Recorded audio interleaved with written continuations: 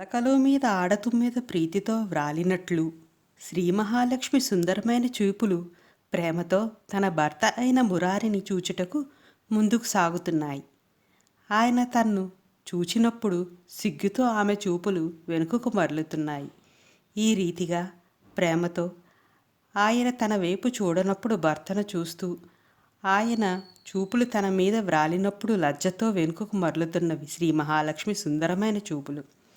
అమ్మా మహాలక్ష్మి, దయగల నీ కంటి చూపులు నా మీద ప్రసరించి నాకు సిరి సంపదలు అనుగ్రహించు తల్లి.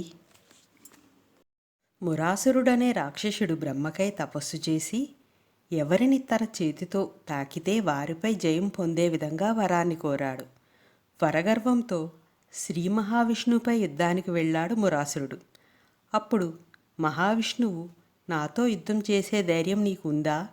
నీ గుండె వేగముగా కొట్టుకుంటుంది, గమనించు అన్నాడు. అందుకు మురాసురుడు తన చేతిని తన గుండె మీద పెట్టుకున్నాడు.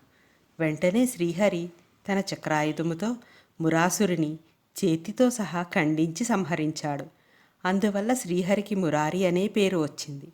మురాసురుడు దానగుణము లేక అంతా తనదే అని ఎదుటివారిది కూడా తపోశక్తి గల చేతితో హరించేవాడు. అందుకే శ్రీ మహావిష్ణువు మురాసురుని చేతితో సహా చక్రాయుధంతో నరికివేశాడు. పూర్వజన్మలో ఎటువంటి దాన ధర్మాలు చేయకనే ఈ జన్మలో ఇటువంటి దరిద్రం ఈ బ్రాహ్మణ కుటుంబం అనుభవిస్తుంది కదా.